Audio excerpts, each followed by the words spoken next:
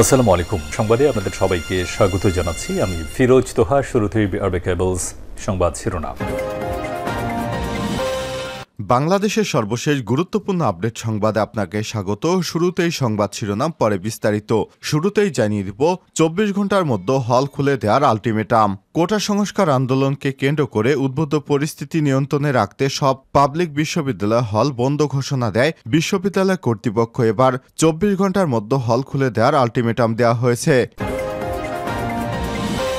এরপর জানিয়ে দিব, প্রধানমন্ত্রী মনে করলে পদত্যাগ করব বললেন স্বরাষ্ট্রমন্ত্রী। প্রধানমন্ত্রী মনে করলে পদত্যাগ করবেন বলে জানিয়েছেন স্বরাষ্ট্রমন্ত্রী আসাদুজ্জামান খান কামাল। শনিবার 3 আগস্ট সচিবালয়ে আইনশৃঙ্খলা রক্ষাকারী বাহিনী এবং গোয়েন্দা সংস্থার শীর্ষ কর্মকর্তাদের সঙ্গে বৈঠকের পর সাংবাদিকদের প্রশ্নে মন্ত্রী এসব কথা বলেন।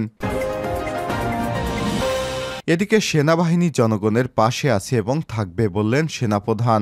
জনগণের স্বার্থে এবং রাষ্ট্রের যে কোনো প্রয়োজনে বাংলাদেশ সেনাবাহিনী সবসময় জনগণের পাশে আছে এবং থাকবে বলে জানিয়েছেন সেনাপ্রধান জেনারেল ওয়াকারুজ্জামান। শনিবার 3 আগস্ট আন্তঃবাহিনী জনসংযোগ পরিদপ্তর ISPR এর এক সংবাদ বিজ্ঞপ্তিতে সব তথ্য জানানো হয়। এদিকে প্রধানমন্ত্রীর পদত্যাগের দাবি সিপিবির। স্মরণকালে ভয়াবহ হত্যাযজ্ঞ এবং রাষ্ট্রীয় সম্পদ ধ্বংস ঠেকাতে না পারার দায় নিয়ে এখনই প্রধানমন্ত্রী শেখ হাসিনাকে পদত্যাগের দাবি জানিয়েছেন বাংলাদেশ কমিউনিস্ট পার্টি সিপিবি। শনিবার রাজধানীর পল্টন মোড় আয়োজিত বিক্ষোভ সমাবেশ থেকে দলটির নেতারা বলেন, ছাত্র সমাজের দাবি না মেনে সরকারের দম্ভ এবং স্বৈরাচারী মনোভাবের কারণেই দেশে স্মরণকালের ভয়াবহতম হত্যাযজ্ঞ সংগঠিত হল। শত শত মানুষ হত্যাকারী এই সরকারের ক্ষমতায় থাকার কোনো সুযোগ নেই। এদিকে ঢাকায় বিএনপি নেতাদের বাসায় হামলার অভিযোগ। বিএনপির জাতীয় নির্বাহী কমিটির আন্তর্জাতিক বিষয়ক সম্পাদক ব্যারিস্টার রুমিন ফারহানা এবং নির্বাহী কমিটির সদস্য আকম মোজাম্মেল হকের রাজধানীর বাসায় হামলা এবং ভয়ভীতি প্রদর্শনের অভিযোগ পাওয়া গেছে।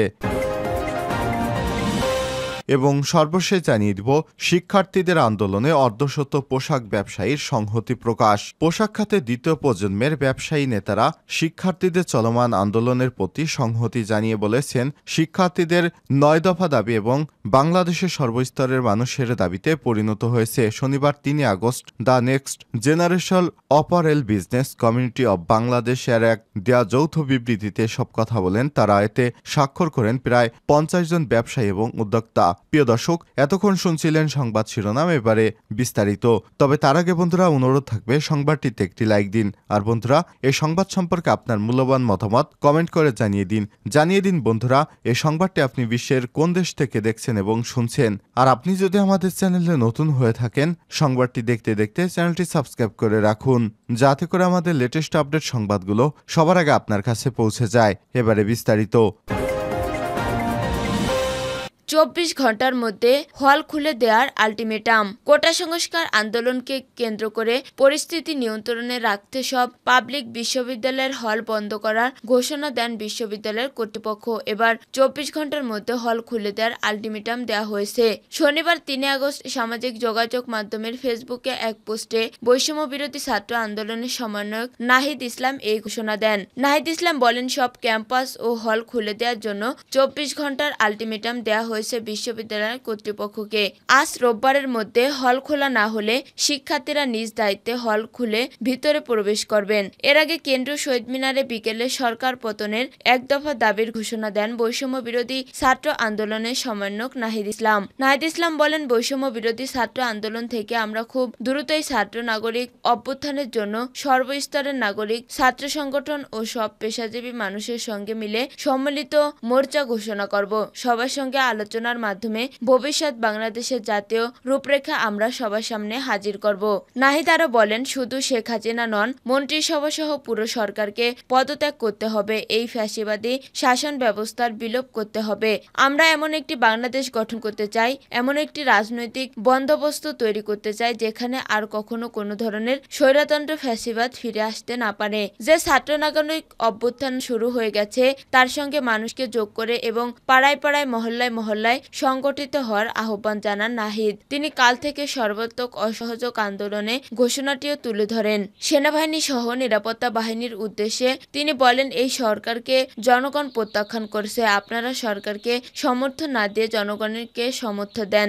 এর আগে দুপুর থেকে বিভিন্ন শ্রেণী পেশার মানুষ শহীদ মিনারে জড়ো হতে শুরু করে। সময় যখন গড়াতে থাকে আন্দোলনকারীদের সংখ্যা তত বাড়তে থাকে। হাজারো মানুষের ভিড়ে শহীদ মিনার চত্বর ও এর আশেপাশের এলাকার পা ফেলার জায়গা নেই। রাজধানীর বিভিন্ন এলাকা থেকে একত্রিত হন শিক্ষক, শিক্ষার্থী সহ বিভিন্ন শ্রেণী পেশার মানুষজন। হাজারো মানুষের মুহুর্মুহু স্লোগানে প্রকম্পিত হচ্ছে পুরো এলাকা। প্রধানমন্ত্রী মনে করলে পদত্যাগ করব, বলেন স্বরাষ্ট্রমন্ত্রী। প্রধানমন্ত্রী মনে করলে পদত্যাগ করবে বলে জানিয়েছে স্বরাষ্ট্রমন্ত্রী আসাদুজ্জামান খান। শনিবার ৩ আগস্ট সচিবালয়ে আইন শৃঙ্খলা রক্ষাকারী বাহিনী ও গোয়েন্দা সংস্থার শীর্ষ কর্মকর্তাদের সঙ্গে বৈঠকের পর সাংবাদিকদের প্রশ্নের জবাবে মন্ত্রী একথা বলেন। কোটা নিয়ে আন্দোলনকারী শিক্ষার্থীদের স্বরাষ্ট্রমন্ত্রী সহ কয়েকজন মন্ত্রীর পদত্যাগের দাবি ছিল। পরিস্থিতি যেখানে গিয়ে পৌঁছেছে, একটা ভালো পরিস্থিতি তৈরি করার জন্য হলেও আপনি সহ অন্যদের সেই ত্যাগ স্বীকারে পদত্যাগের সুযোগ আছে কিনা, আপনার মন্ত্রিত্ব থেকে পদত্যাগ করবেন কিনা জানতে চাইলে স্বরাষ্ট্রমন্ত্রী বলেন, প্রয়োজন হলে এরকম যদি কোনো সিচুয়েশন আসে, প্রধানমন্ত্রী যদি মনে করেন আমরা তো সবসময় দেশের জন্য কাজ করি, আমরা সেটা করব যদি প্রধানমন্ত্রী সেটা মনে করেন। মন্ত্রী বলেন, কোটা আন্দোলনকারীদের সব দাবি আমরা মেনে নিয়েছি। আমার মনে হয় এখন সময় আসছে, যেহেতু তাদের আর কোনো দাবি অবশিষ্ট নেই, তাই আন্দোলন থেকে তারা তাদের নিজ নিজ ক্ষেত্রে চলে যাবেন, এটা আমরা আশা করব। তিনি বলেন, আন্দোলনটা যে জায়গায় গিয়েছে আমরা মনে করি এটা কোনোদিন তাদের কাম্য ছিল না। এখন রাজনৈতিক দলের কাছে যারা নাকি সব সময় বিএনপি এবং জামাতে ইসলামী সবসময় ধ্বংসাত্মক কাজে লিপ্ত ছিল, দেশে কিভাবে একটা বিপর্যয় ঘটাতে পারে, দেশটাকে একটা অকার্যকর দেশে পরিণত করার জন্য শুরু থেকেই তারা চেষ্টা করছিল, আজ তাদের ইসের মধ্যে পড়ে গেছে বলে আমরা মনে করি।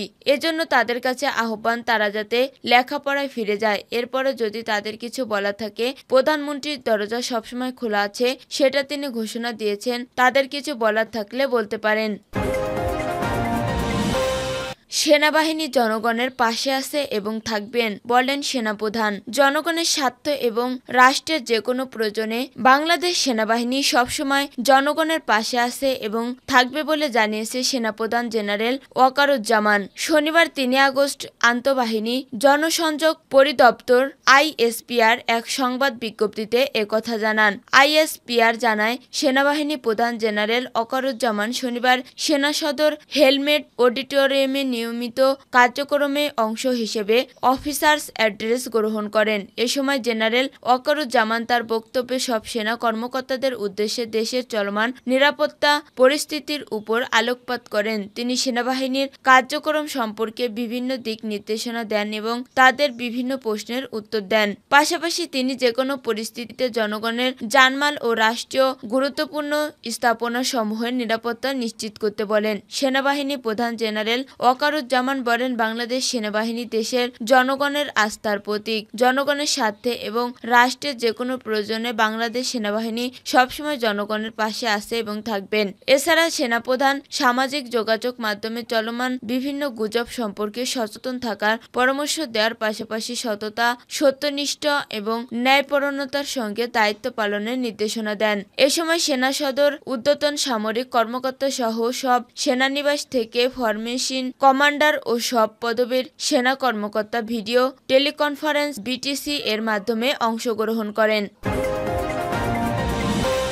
প্রধানমন্ত্রীর পদত্যাগ দাবি সিপিবির। স্মরণকালের ভয়াবহ হত্যাযজ্ঞ ও রাষ্ট্রীয় সম্পদ ধ্বংস ঠেকাতে না পারার দায় নিয়ে এখনই প্রধানমন্ত্রী শেখ হাসিনাকে পদত্যাগের দাবি জানিয়েছে বাংলাদেশের কমিউনিস্ট পার্টি সিপিবি। শনিবার রাজধানীর পল্টন মোড়ে আয়োজিত বিক্ষোভ সমাবেশ থেকে দলটির নেতারা বলেন, ছাত্র সমাজের দাবি না মেনে নিয়ে সরকারের দম্ভ ও স্বৈরাচারী মনোভাবের কারণেই দেশে স্মরণকালের ভয়াবহতম হত্যাযজ্ঞ সংঘটিত হলো। শত শত মানুষ হত্যা হত্যাকারী এই সরকারের ক্ষমতায় থাকার আর সুযোগ নেই। সিপিবি সভাপতি মোহাম্মদ শাহ আলমের সভাপতিত্বে অনুষ্ঠিত বিক্ষোভ সমাবেশে বক্তব্য রাখেন পার্টির সাধারণ সম্পাদক রুহিন হোসেন প্রিন্স ও সরকারি সাধারণ সম্পাদক মিহির ঘোষ। সমাবেশে সিপিবি নেতারা বলেন, দীর্ঘদিন ধরে সরকার স্বৈরাচারী কায়দায় ক্ষমতা দখল করে রেখেছে। তারা সারা দেশের ভয়ের রাজত্ব কায়েম করে জনগণের কণ্ঠ রুদ্ধ করতে চেয়েছে। কিন্তু সম্প্রতি ছাত্র যেভাবে রুখে দাঁড়িয়েছে তার মধ্য দিয়ে ভয়ের রাজত্বের বিরুদ্ধে জনগণকে বিদ্রোহের সাহস জুগিয়েছে। তারা বলেন, সরকার কয়েকশো মানুষের নিহতের পরও ছাত্র তরুণেরা সবসময় ভয় ভীতি উপেক্ষা করে রাজপথ দখলে রেখেছিলেন। সারা দেশে জনগণ তাদের সাথে সহিংস জানিয়েছে। এরপরও সরকার পদত্যাগ না করে নতুন নতুন নাটক তৈরির চেষ্টা করেছে, যা দেশবাসী গ্রহণ করছে না। সরকার ক্ষমতা আরো দীর্ঘায়িত করতে চাইলে সংকট আরো বাড়বে। চলমান সংকটের রাজনৈতিক সমাধানের জন্য আর এক মুহূর্ত দেরি না করে এখনই শেখ হাসিনা সরকারকে পদত্যাগ করতে হবে।